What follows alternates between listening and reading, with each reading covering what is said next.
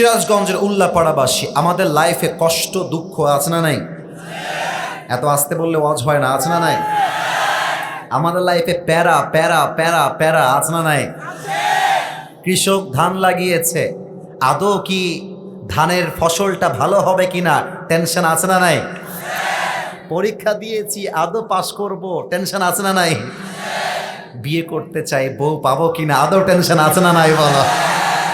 টেনশনের কোনো শেষ নাই, লাইফে সমস্যার কোনো শেষ নাই।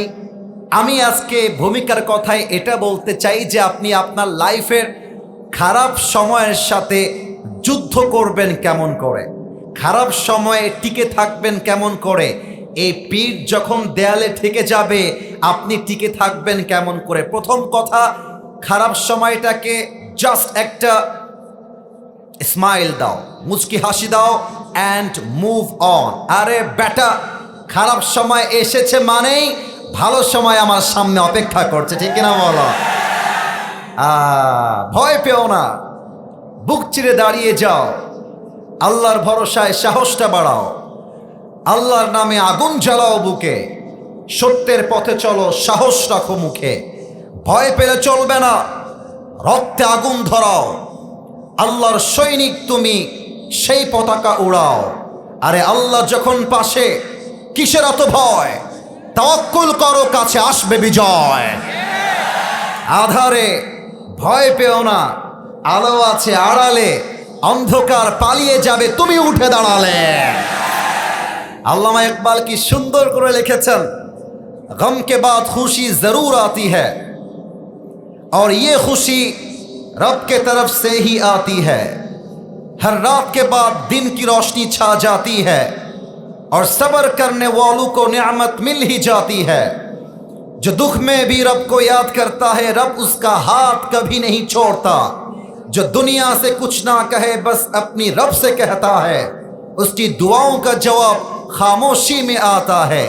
जब तुझे मांगना हो तो उसी से मांग, जब तुझे पुकारना हो तो उसी को पुकार, जब तुझे भरोसा करना हो तो उसी पर कर, क्योंकि भरोसे के काबिल सिर्फ वही है, वो तेरा रब है, वो तेरा अल्लाह है। আমার সুখে দুঃখে আমার ভরসা এক সত্তার উপরে। আওয়াজ দিয়ে বলেন সবাই, তিনি কে? খারাপ সময়কে আপনারা এনজয় করবেন, কারণ ভালো সময়কে সামনে রেখে দিয়েছে একজন, তিনি কে? মাইন্ডকে কুল করেন, স্থির হন। আমি 1 থেকে 3 গুনছি, যা হয়ে গেছে जो हो गया, गुजरा हुआ जमाना कभी वापस नहीं आता। অতীত অতীত, বর্তমান বর্তমান। অতীতে কি হয়ে গেছে দেখার টাইম নাই, আগামীতে এমন কিছু করব যারা একটা সময় অবহেলা করেছিল, ছেড়ে গেছিল, তারা আমার লাইফে আবার আসার জন্য পাগল হয়ে যাবে। That should be your attitude. তাহলে 1 নাম্বার কথা, খারাপ সময় আসলে এনজয় ইউর ব্যাড টাইমস। খারাপ সময়টা মাথায় রাখবেন। এই সিরাজগঞ্জের উল্লাপাড়ার ঘাটিনার ভাইয়ারা, খারাপ সময়টা চুপচাপ বসে থেকে কান্না করলেও কেটে যায়, খারাপ সময়টা মুচকি হাসি দিয়ে আলহামদুলিল্লাহ বলেও কেটে যায়। জীবনটা আসলে কেটেই যায়। এই জীবনে ভালো সময়টাও পার্মানেন্ট না, খারাপ সময়টাও পার্মানেন্ট না। আল্লাহ বলছে, বান্দা, in all the situations in your life, তোর লাইফের প্রত্যেকটা মুহূর্তে, লা ইন শাকারতুম লা আযীদান্নাকুম ওয়া লা ইন কাফারতুম ইন্না আযাবি লাশাদীদ। আল্লাহ বলছে, if you are grateful I will increase your নিয়ামা। বান্দা, তুই যদি শুকরগুজার হতে পারিস, একবার পড়তে পারিস আলহামদুলিল্লাহ, তোর যা আছে তার দ্বিগুণ আমি আল্লাহ বাড়াই দিব। সুবহানাল্লাহ পড়ে সবাই। তাহলে 1 নাম্বার, খারাপ সময়ে চুপচাপ মগার মতো বসে থাকবেন না, খারাপ সময় এনজয় করবেন। আর একটা বাক্য সবাই পড়বেন, পড়েন তো সবাই আলহামদুলিল্লাহ। আওয়াজটা সিরাজগঞ্জের হয় নাই, আরেকবার পড়েন তো আলহামদুলিল্লাহ। 2 নাম্বার কথা, খারাপ সময় যদি লাইফে খুব বেশি এসে যায়, মাথায় রাখবা, লা তাকনাতু Mir রাহমাতিল্লাহ, never lose hope from the mercy of your Lord। রবের রহমত থেকে নিরাশ হয়ে যেও না। আল্লাহ বলছে বান্দা জাস্ট দুইটা হাত তোল, আমার কাছে ক্ষমা চা, তওবা কর। তোর চোখের এক ফোঁটা পানি নাকের ডগায় আসার আগেই আমি আল্লাহ তোর জীবনের সব গুনাহ খাতা মাফ করে দিব। সুবহানাল্লাহ পড়বেন না আপনারা সবাই? 3 নাম্বার একটা দামি কথা বলেই আমি আমার মূল তাফসীরে ফিরে যেতে চাই। ইভেন ওই যে মাঝে মাঝে প্রবাদ বাক্য আছে না, শেষ ভালো যার, একটু বলেন না, শেষ ভালো যার সব ভালো তার। এটা আমার ভূমিকার শেষ কথা। মাথায় রাখবেন, স্টেজে আর কোনো সাউন্ড চাই না। স্টেজে অনেক কথা বলেছেন, অনেক কিছু হয়ে গেছে। না প্রিয় ভাইয়েরা, যা করবেন ইশারা ইঙ্গিতে। আমার মুখে যে হাসি আছে এটাই মুসলমানদের ব্যবহার, এটাই মুসলমানদের আখলাক। আরে মানুষ তো খারাপ ব্যবহার করবেই, মানুষ তো উল্টাপাল্টা করবে। ধমক দিয়ে অহংকার দেখিয়ে বিশ্ব জয় করা যায় না। বিশ্ব জয় করতে হলে বিনয়ী হয়ে ভালোবাসা দিয়ে বিশ্ব জয় করতে হয়। 3 নাম্বার কথা বলে ভূমিকার কথা শেষ করতে চাই। মাথায় রাখবেন, জীবনে যত কষ্টই আসুক না কেন, কোনো কষ্টই আপনার সাধ্যের বাহিরে নয়। লা ইউকাল্লিফুল্লাহু নাফসান ইল্লা উসআহা। Allah doesn't test anybody beyond their strength. Allah doesn't test anybody beyond their power. যে যেটা নিতে পারবে আল্লাহ তাকে সেটা দেয়, যে যেটা নিতে পারবে না তাকে আল্লাহ সেটা দেয় না। আর যে 100 কোটি টাকার মালিক, তার পরীক্ষা হবে 110 কোটি টাকা। যে মাত্র 1 লাখ টাকার মালিক, তার পরীক্ষা হবে হয়তোবা 2 লাখ টাকা। যার সাধ্য যেমন আল্লাহর পরীক্ষাও তেমন। আপনাকে জাস্ট এটা মাথায় রাখতে হবে, আমার তো ভয় পাওয়ার কোনো কারণ নেই। আমি তো মুসলিমের জাত, আমি তো বীর পুরুষের জাতি। আল্লামা ইকবালের লাস্ট একটা কবিতা অ্যাড করতে চাই, এত সুন্দর কথা তার। আমি উর্দু বলছি বলেই আপনারা ভাববেন না হুজুর বাংলা বলবে না, তা নয়, আমি তর্জমাও করে দিব। আল্লামা ইকবাল লিখেছেন, अल्लाह कभी ऐसा बोझ नहीं डालता जो तुमसे संभाला ना जाए, तुम्हें बस टूटना नहीं है, क्योंकि तुम्हारी रब को तुम्हारी ताकत पर पूरा यकीन है। कभी तन्हा लगे तो याद रखना कि रब तुम्हारे करीब है, और ये भी याद रखना कि हर रात के बाद दिन की रोशनी जरूर निकलती है। बस सब्र का दामन थाम के रखो, यही तुम्हारी सबसे बड़ी ताकत है। और याद रखो जो आज टूटा है वो कल तुम्हारे लिए रहमत की वजह जरूर बनेगा। আরে বেটা ছ্যাঁকা খেয়ে বেকা হওয়ার কোনো প্রশ্নই পুরুষ মানুষের লাইফে হতে পারে না। তোমার মতো একটা মেয়ে ছাড়ছে তো কি হয়েছে, আমি আমার লাইফে সফল হতে পারলে তোমার মতো কয়েক লাখ ছকিনা জরিনা আমাকে বিয়ের জন্য লাইন ধরে দাঁড়িয়ে যাবে। কোনো মেয়ে চিট করে বিয়ে করবে একটা, ওর জন্য একটা বিয়ে জায়েজ। তুমি বেটা মানুষ, মরদ মানুষ, ও একটা করবে, তুমি 4টা করে দেখায় দিবা, প্যারার কোনো কারণ নাই। অতএব যত কষ্ট এসেছে আল্লাহ জানেন আমরা নিতে পারবো, তাই এই পরীক্ষা আমাদেরকে ফেলেছে একজন, তিনি কে? আমার প্রিয় সিরাজগঞ্জবাসী, আজকে তাফসিরের বিষয় হচ্ছে বান্দা ও আল্লাহর সম্পর্ক। শুনতে ভাল লাগে নাই সবার? আচ্ছা আমি আরেকবার বলছি, বান্দা ও আল্লাহর সম্পর্ক, এটা আমি বললাম অ্যান্ড ইটস ইয়োর টার্ন। এবার আপনারা বলবেন বান্দা ও, আপনারা না বলা পর্যন্ত তাফসীর শুরু হবে না। Let's repeat again. আবারও বলছি, আমি প্রথমটা, আপনারা সেকেন্ডটা। বান্দা ও, এই তো 80 ভাগ এসেছে, 100 ভাগ সাউন্ডটা আসে নাই। বান্দা ও, টপিকটা কি অস্পষ্ট না স্পষ্ট? এটা ক্লিয়ার আছে না নাই? আছে না নাই? আরেকবার বলছি, বান্দা ও আল্লাহর সম্পর্ক। এবার look at my right hand. কেউ হাত তুলবেন না, আমার হাত দেখলেই হবে। আমার ডান হাত দেখা যায়? একটু কথা বলেন, দেখা যায়? আলোচনা হবে 5টা ভাগে। কয়টা? তাফসীর হবে কয় ভাগে? আচ্ছা, নাম্বার 1, আমরা আল্লাহর বান্দা কেন? Number 1। Number 2, what is the relationship of Allah subhanahu wa ta'ala with a servant who is in difficult situation? যেই বান্দা খারাপ সময় পার করছে, তার সাথে আল্লাহর সম্পর্কটা কেমন হয়। 3 নাম্বার, যে বান্দা ধৈর্যশীল তার সাথে আল্লাহর সম্পর্ক কেমন হয় জানার ইচ্ছা আছে না নাই? আছে না নাই? 4 নাম্বার, যেই বান্দা গুনাহগার। সিরাজগঞ্জের ভাইয়েরা, এমন কোনো মানুষ কি এখানে আছে যার জীবনে কোনো পাপ নাই? আছে আছে আছে। সবার লাইফে যে কোনো গুনাহ, যে কোনো পাপ, যে কোনো অন্যায়, বলেন তো সবাই আছে না নাই? পৃথিবী না জানুক আমি তো জানি, আমি কি পাপ করেছি হায়। আমার পাপের করলে বিচার, বাঁচার আমার নাই উপায়। দয়াময় প্রভু মাফ করো আমায়, মাফ করো আমায়। পড়েন সবাই আমিন। গুনাহগারের সাথে আল্লাহর সম্পর্ক কেমন? এবং 5 নাম্বার, লাস্ট ওয়ান,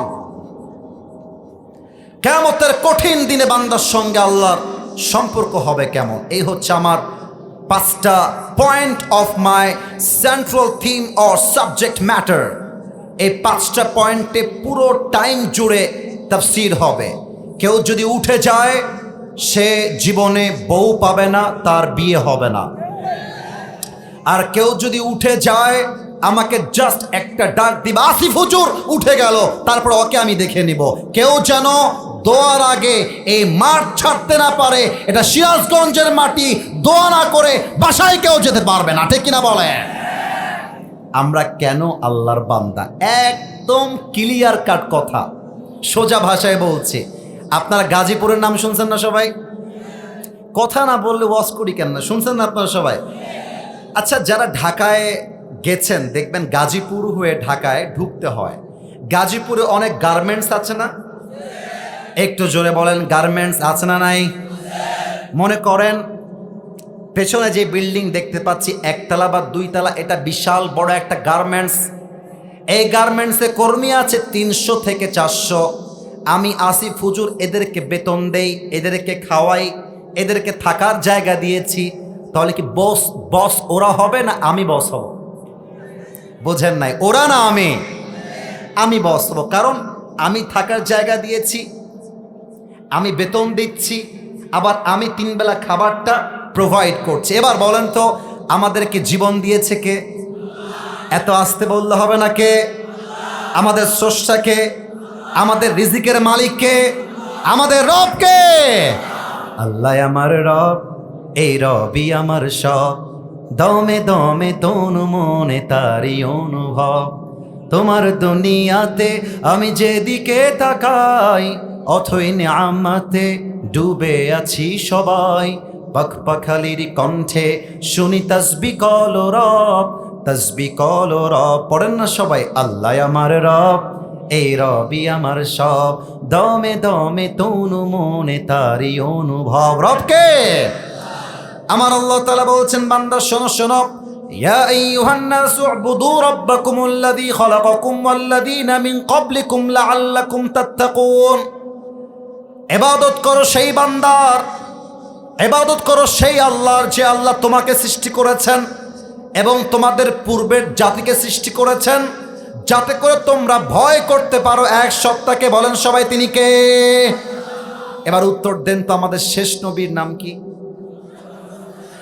এখানে কোনো কম্প্রোমাইজ চলবে না। নবীর নাম আমি বলবো, আপনারা বলবেন সাল্লাল্লাহু আলাইহি ওয়াসাল্লাম। রেডি আছেন সবাই? আমাদের প্যারা নবী সাইয়্যিদুল কাউনাইন, সাইয়্যিদুল মুরসালিন, বিশ্ব মানবতার মুক্তির দূত নবী মুহাম্মদুর রাসূলুল্লাহ সাল্লাল্লাহু আলাইহি ওয়াসাল্লাম। আপনারা জানলে অবাক হবেন। এটা হয়তোবা আপনাদের কাছে একটু ভুল মনে হতে পারে, বাট যা বলছি জেনে বুঝে রিসার্চ করে। ইভেন এই যে আপনাদের ঘাটিনা ব্রিজ আছে না, ব্রিজ, এখান থেকে তো মনে 5-10 মিনিট হবে না ভাই, আমার রাস্তাটা 5-10 মিনিটই হবে।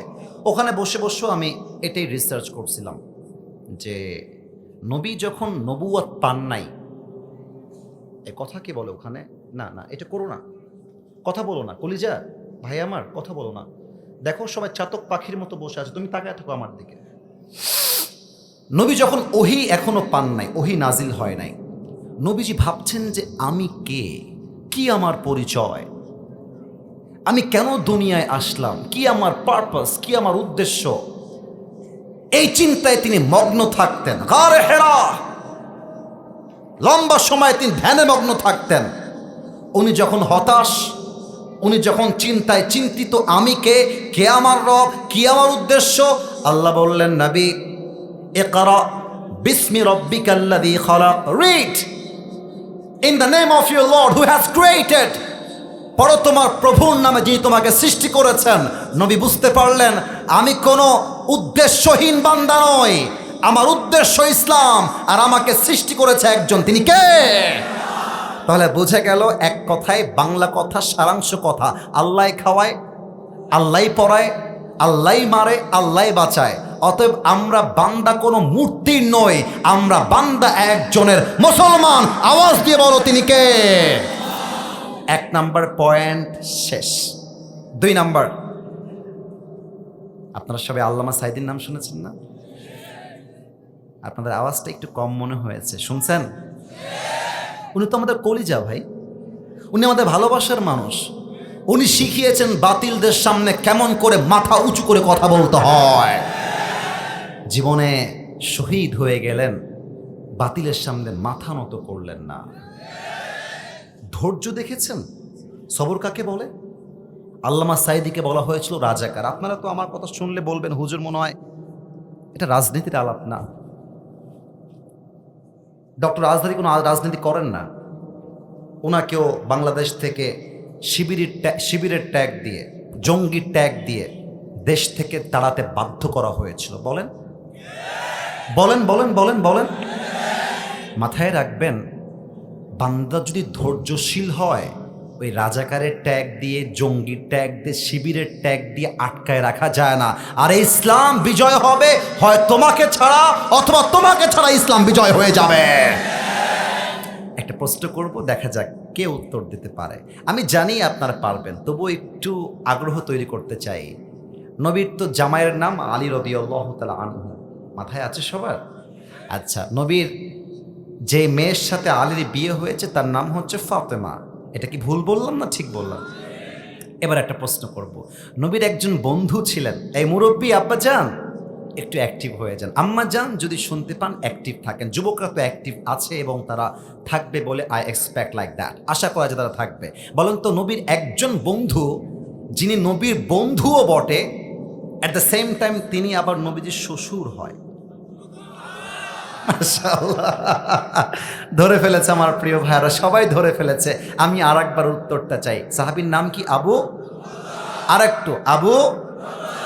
আচ্ছা, ওনার মেয়ের নামটা কি ছিল? আয়েশা। আবু বকরের মেয়ের নাম কি ছিল? রাদিয়াল্লাহু তাআলা আনহা। হিজরতের সময় যখন চলে আসলো, এখন বাজে হচ্ছে রাত 12টা মনে করেন, আর নবী যখন গিয়েছে আবু বকরের বাড়িতে তখন বাজে দুপুর 12টা, মানে প্রখর রোদ।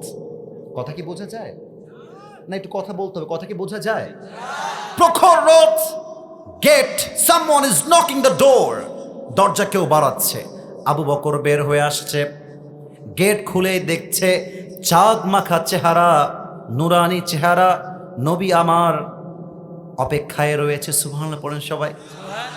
মা লাকা ইয়া রাসূলুল্লাহ, হে রাসূল কি হয়েছে আপনার, কি বলবেন? বলেন বলেন, আমি আপনার খেদমতে হাজির আছি। আরে বেটা, আইফোন থাকলে বন্ধু হওয়া যায় না, বাইক থাকলে বন্ধু হওয়া যায় না। বন্ধু হবে সে যে খারাপ সময় হাতটা শক্ত করে ধরে রাখবে, সেই তো আমার বন্ধু। আবু বকর বলছে, নবী আপনি বলেন না আপনার কি লাগবে, আপনার জন্য আমার জানটা হাজির আছে। সুবহানাল্লাহ পড়ে। বলছে আবু বকর, জান দেওয়া লাগবে না, একটা সংবাদ নিয়ে আসছি। কি সংবাদ?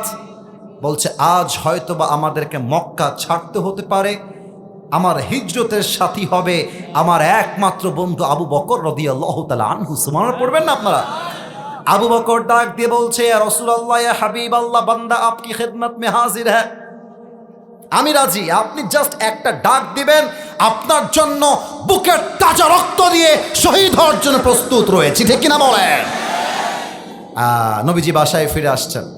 কাফেররা প্ল্যান করে ফেলেছে যে নবীকে আর দেরি করা যাবে না, আজকেই হত্যা করতে হবে। তারা হত্যার প্ল্যানের জন্য, আচ্ছা এই স্টেজটা দেখা যায় না? এই যে আপনারা মাঝে মাঝে ভয় পেয়ে যান, স্টেজটা দেখা যায় না ভাই? একটু আমার look at my two hands, দুই হাত দেখেন তো।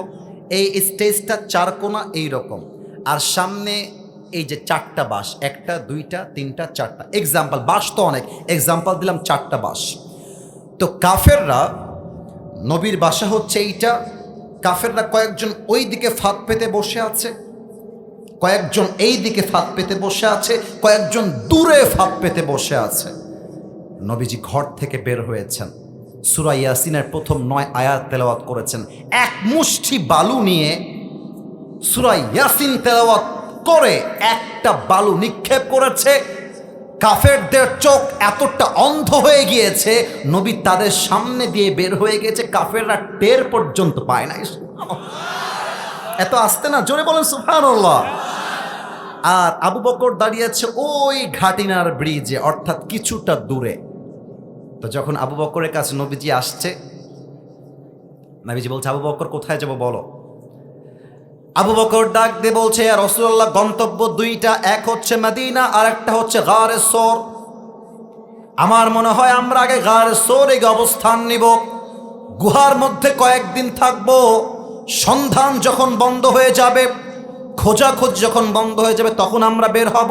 ওকে, দ্য ডিল ইজ ডান, তুমি যা বলবা তাই হবে, চলো গারে সোরের দিকে। এবার আমার দিকে তাকান, আমার খতিব সাহেবকে দেখা যায়? সামনের লোকরা খুবই অ্যাক্টিভ, ডানে আপনারা বলেন না, খতিব সাহেবকে দেখা যায়? আমি হাঁটতেছি এমন করে, আমি একটু লাইভ মানে সরাসরি বোঝাতে একটু পছন্দ করি বেশি, অভিনয় করে, এক কথায় সোজা কথা শেষ, অভিনয়। সামনে দিয়ে হাঁটতেছি, আবু বকর রাদিয়াল্লাহু তাআলা আনহু নবী সামনে দিয়ে হাঁটতেছে। আবু বকর একবার সামনে যায় আর একবার পেছনে, একবার পেছনে আর একবার সামনে। নবীজি বলছেন, মালাকা ইয়া Abu Bakr, what happened man, তুমি এরকম করছো না, একবার সামনে একবার পেছনে কেন রে বাবা? আবু বকর বলছে, আতাযাক্কারু তালাব ফাআকুনু খালফাকা ওয়া আতাযাক্কারু রাসতা ফাআকুনু আমামাকা। হে রাসূল, আমি যখন সামনে থাকি মনে হয় পেছন থেকে অ্যাটাক হবে, যখন পেছনে যাই তখন মনে হয় সামনে থেকে অ্যাটাক হবে। ও নবী, আমি তো শহীদ হওয়ার জন্য প্রস্তুত রয়েছি, বাট আমি বেঁচে থাকা অবস্থায় কেউ আপনাকে একটা আঘাত করবে, আমি আবু বকর এটা বেঁচে থাকতে বরদাস্ত করতে পারবো না। সুবহানাল্লাহ। বেটা, নবীরে ভালোবাসি আর সিন্নি খাইলে নবীর প্রেমিক হওয়া যায় না। নবীর প্রেমিক হতে হলে নবীর জন্য শহীদ হওয়ার মনোমাইন্ড রাখতে হয়, ঠিক কিনা বলো? আচ্ছা, এটা আমার দিকে তাকান তো, এটার নাম কি? আসতে বললেন কেন? আমি তো দেখাই বলছি, এটার নাম কি? আমাকে পাম দিবেন না,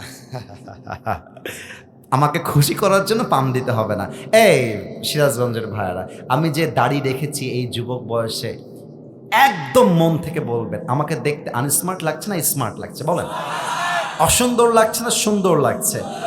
এখন আমি আমার নবীর ভালোবাসায় দাড়ি রাখলাম, কোনো মেয়ে বললো যে আপনাকে দাড়ির জন্য পছন্দ হচ্ছে না, তুমি বলবা তোমার মতো মেয়ের জন্য আমার মতো বীর পুরুষ নয়, তোমার জন্য বিটিএস এর হিজড়া ছাড়া সেকেন্ড কোনো অপশন আমার কাছে নাই। আরে যে মেয়ে আমার নবীকে ভালোবাসতে পারে না, সে তো আমার বাড়ির বউ হওয়ার যোগ্যতাই রাখে না, বলো সবাই।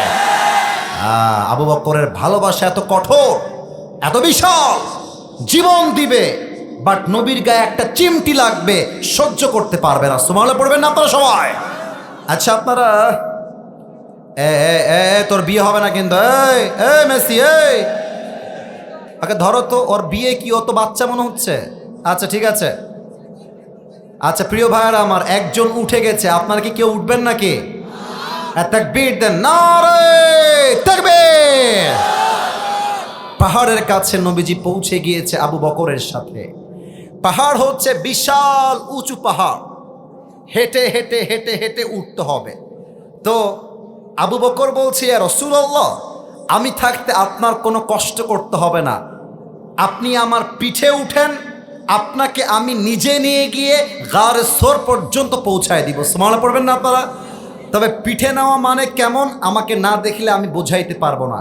একটা হচ্ছে বাচ্চাদেরকে আমরা তুলি ঘাড়ে, আর একটা হচ্ছে ঘাড়ে থাকে এমন করে 2 হাত আর 2 পা থাকে 2 দিকে। দেখবেন মাঝে মাঝে মাকে ওমরাহ করায়, তাওয়াফ যখন করায় পেছনে ঘাড়ে তুলে নেয়, অর্থাৎ ঘাড়ে এমন করে মা জড়ায় ধরে আর মায়ের পাটা ঠিক এই মাজা বরাবর থাকে। কথা কি বোঝা যায় নাকি যায় না? নিয়ে একদম গারে সোরের প্রবেশ পথে পৌঁছে গিয়েছে, নামাই দিয়েছে।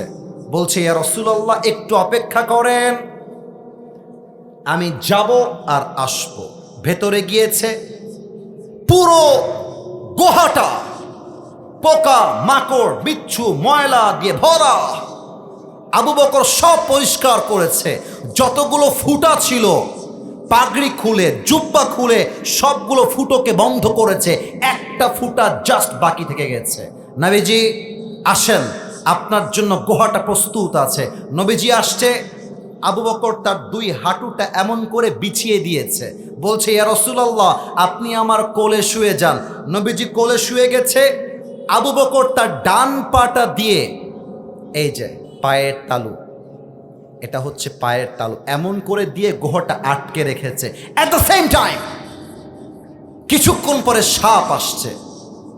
সাপ এসে গুহার মুখ বন্ধ দেখে আবু বকরের পায়ের তালুতে এমন করে কয়েকবার ছোবল দিয়েছে। আর বিষের যন্ত্রণায় আবু বকরের চোখ মুখ গা হাত পা লাল হয়ে গিয়েছে, কিন্তু একটা মুহূর্তের জন্য চিৎকার করে নাই, কারণ যদি আমার নবীজির ঘুম ভেঙে যায় এটা আমার বেয়াদবি হয়ে যাবে। সুবহানাল্লাহ পড়বেন না আপনারা? কিন্তু একটা পর্যায়ে গিয়ে যন্ত্রণা এত বেশি বেড়ে গিয়েছে, দুই চোখ দিয়ে এক ফোঁটা পানি বের হয়ে নবীর কপালে পড়েছে, নবীর ঘুম ভেঙে গেছে। হে আবু বকর, তোমার কি হয়েছে? তোমার চোখ লাল কেন? তোমার হাত লাল কেন? আবু বকর বলছে, ফিদাকা আবি ওয়া উম্মি ওয়া কলবি ওয়া রূহি ইয়া রাসূলুল্লাহ, হে রাসূল আপনার জন্য আমার জান কোরবান, বাবার জান কোরবান, মায়ের জান কোরবান। আমাকে সাপে কামড়ে দিয়েছে, ডাকলা না কেন? বলছেন, নবী হে, আমি আপনার ঘুমটা ভেঙে যাবে বেয়াদবির জন্য বিষের জ্বালা সহ্য করেছি, আপনাকে আমি ডাকতে যাই নাই। সুবহানাল্লাহ পড়বেন না আপনারা? এবার নবীজি দুই হাত তুলেছে গারে সোরে, এমনে দেখা নামার দিকে দুই হাত তুলে বলছে, আল্লাহ আমি আমার বন্ধু আবু বকরের উপরে খুশি আছি, আয় আল্লাহ তুমিও খুশি হয়ে যাও। সঙ্গে সঙ্গে জিব্রাইল আসছে, ডাক দিয়ে বলছে, ইয়া রাসূলুল্লাহ আল্লাহ আমাকে সংবাদ দিয়েছেন যে আল্লাহ আবু বকরের উপরে খুশি হয়ে গেছে, জান্নাতে আবু বকরকে আপনার ডান হাতের সঙ্গী বানিয়ে দিয়েছে। এবার আপনি আবু বকরকে বলেন যে আবু বকর তুমি কি আল্লাহর উপরে খুশি আছো কিনা? এত আস্তে বললেন, জোরে বলেন সবাই সুবহানাল্লাহ। এবার বলেন তো আমার প্রিয় ভাইয়েরা, এই যে কঠিন মুহূর্ত, গারে সোরের মধ্যে রয়েছে বিশাল অন্ধকার পাহাড়, ওই জায়গায় নবীর সঙ্গে আছে একজন, তিনি কে? একটু পর কাফেররা আসছে, যখন অ্যাটাক করতে আসবে একদম গারে সোরের গেটে ঢুকে গিয়েছে।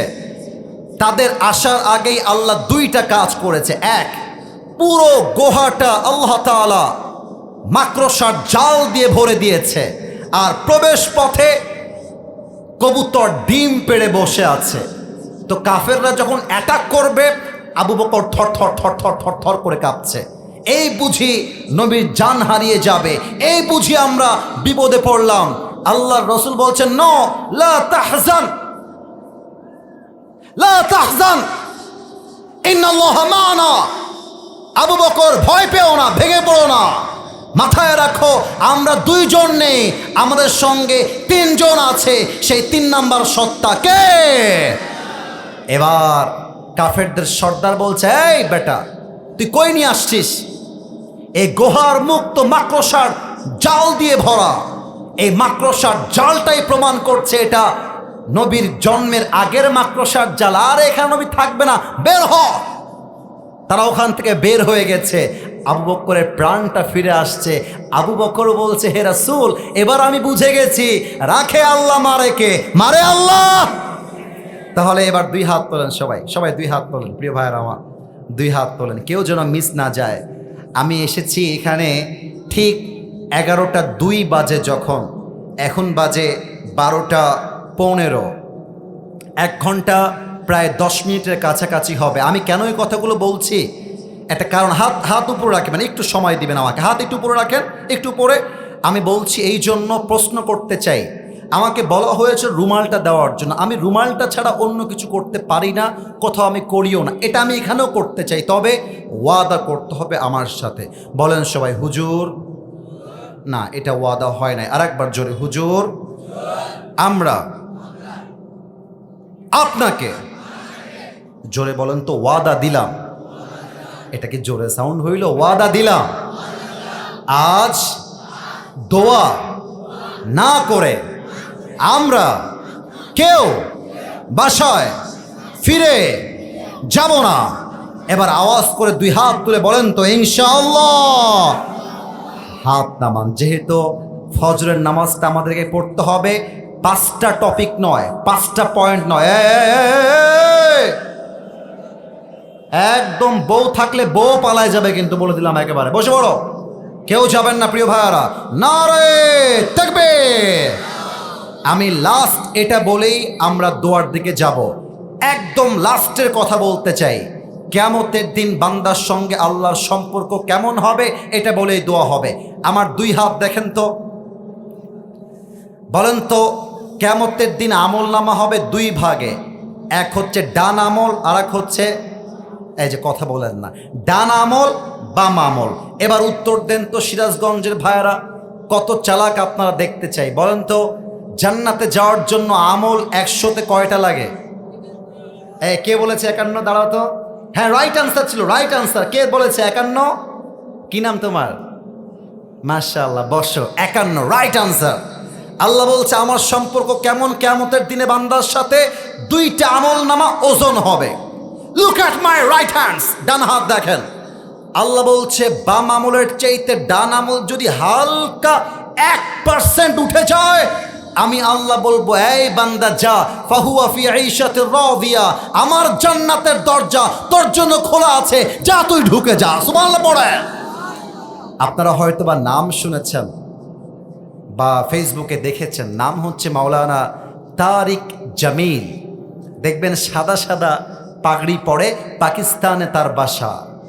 উনি একটা অবাক করা হাদিস বললেন, কিয়ামতের দিন বান্দার সঙ্গে আল্লাহর সম্পর্ক কেমন হবে।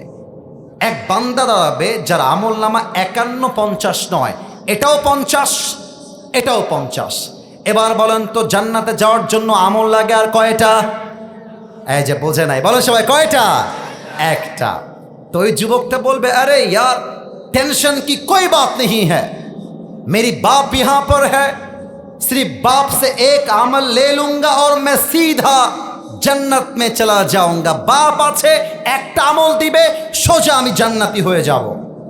দৌড় দিয়ে বাপের কাছে আসবে, বলবে আব্বা তোমার ছেলে अगर उसे एक अमल मिल जाए तो वो सीधा जन्नत में जाएगा। ও আব্বা রে, একটা আমল দিলেই তোমার ছেলে জান্নাতি, আব্বা তুমি কি আমাকে একটা আমল দিবা না?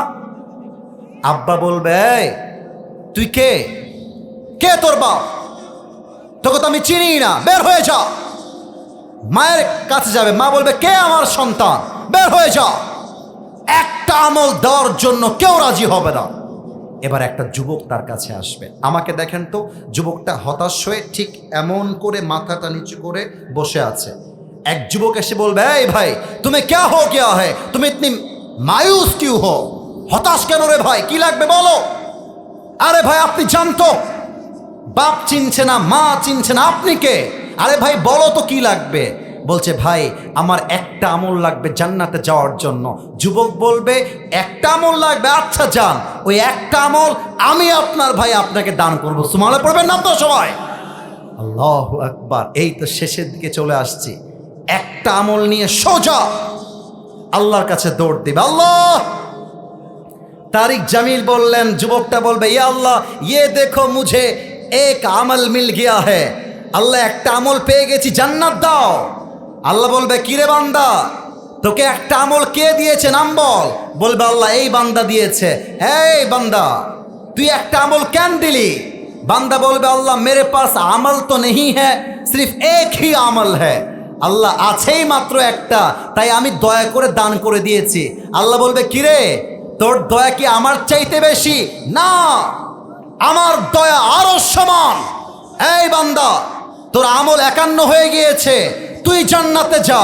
তবে একা যাস না, তোর ভাই যে একটা আমল দিয়েছে তুইও জান্নাতে যা, তোর ভাইকে নিয়ে দুইজন জান্নাতে যা। সুবহানাল্লাহ। সিরাজগঞ্জের উল্লাপাড়াবাসী, আমাদের লাইফে কষ্ট দুঃখ আছে না নাই? এত আসতে বললে ওয়াজ হয় না, আছে না নাই? আমাদের লাইফে প্যারা প্যারা প্যারা প্যারা আছে না নাই? কৃষক ধান লাগিয়েছে, আদৌ কি ধানের ফসলটা ভালো হবে কিনা টেনশন আছে না নাই? পরীক্ষা দিয়েছি, আদৌ পাস করব, টেনশন আছে না নাই? বিয়ে করতে চাই, বউ পাবো কিনা, আদৌ টেনশন আছে না নাই? বলো। টেনশনের কোনো শেষ নাই, লাইফে সমস্যার কোনো শেষ নাই। আমি আজকে ভূমিকার কথায় এটা বলতে চাই যে আপনি আপনার লাইফের খারাপ সময়ের সাথে যুদ্ধ করবেন কেমন করে, খারাপ সময়ে টিকে থাকবেন কেমন করে, এই পিঠ যখন দেয়ালে ঠেকে যাবে আপনি টিকে থাকবেন কেমন করে। প্রথম কথা, খারাপ সময়টাকে জাস্ট একটা স্মাইল দাও, মুচকি হাসি দাও, অ্যান্ড মুভ অন। আরে বেটা, খারাপ সময় এসেছে মানেই ভালো সময় আমার সামনে অপেক্ষা করছে, ঠিক কিনা বলো? ভয় পেও না, বুক চিরে দাঁড়িয়ে যাও, আল্লাহর ভরসায় সাহসটা বাড়াও, আল্লাহর নামে আগুন জ্বালাও বুকে, সত্যের পথে চলো, সাহস রাখো মুখে। ভয় পেলে চলবে না, রক্তে আগুন ধরাও, আল্লাহর সৈনিক তুমি, সেই পতাকা উড়াও। আরে আল্লাহ যখন পাশে, কিসের এত ভয়? তাওয়াক্কুল করো, কাছে আসবে বিজয়। আধারে ভয় পেও না, আলো আছে আড়ালে, অন্ধকার পালিয়ে যাবে তুমি উঠে দাঁড়ালে। আল্লামা ইকবাল কি সুন্দর করে লিখেছেন, গম কে বাদ খুশি জরুর আতি है और ये खुशी रब के तरफ से ही आती है, हर रात के बाद दिन की रोशनी छा जाती है और सब्र करने वालों को नियामत मिल ही जाती है। जो दुख में भी रब को याद करता है, रब उसका हाथ कभी नहीं छोड़ता। जो दुनिया से कुछ ना कहे, बस अपनी रब से कहता है, उसकी दुआओं का जवाब खामोशी में आता है। जब तुझे मांगना हो तो उसी से मांग, जब तुझे पुकारना हो तो उसी को पुकार, जब तुझे भरोसा करना हो तो उसी पर कर, क्योंकि भरोसे के काबिल सिर्फ वही है, वो तेरा रब है, वो तेरा अल्लाह है। আমার সুখে দুঃখে আমার ভরসা এক সত্তার উপরে। আওয়াজ দিয়ে বলেন সবাই, তিনি কে? খারাপ সময়কে আপনারা এনজয় করবেন, কারণ ভালো সময়কে সামনে রেখে দিয়েছে একজন, তিনি কে? মাইন্ডকে কুল করেন, স্থির হন। আমি 1 থেকে 3 গুনছি, যা হয়ে গেছে जो हो गया, गुजरा हुआ जमाना कभी वापस नहीं आता। অতীত অতীত, বর্তমান বর্তমান। অতীতে কি হয়ে গেছে দেখার টাইম নাই, আগামীতে এমন কিছু করব যারা একটা সময় অবহেলা করেছিল, ছেড়ে গেছিল, তারা আমার লাইফে আবার আসার জন্য পাগল হয়ে যাবে। That should be your attitude. তাহলে 1 নাম্বার কথা, খারাপ সময় আসলে এনজয় ইউর ব্যাড টাইমস। খারাপ সময়টা মাথায় রাখবেন। এই সিরাজগঞ্জের উল্লাপাড়ার ঘাটিনার ভাইয়ারা, খারাপ সময়টা চুপচাপ বসে থেকে কান্না করলেও কেটে যায়, খারাপ সময়টা মুচকি হাসি দিয়ে আলহামদুলিল্লাহ বলেও কেটে যায়। জীবনটা আসলে কেটেই যায়। এই জীবনে ভালো সময়টাও পার্মানেন্ট না, খারাপ সময়টাও পার্মানেন্ট না।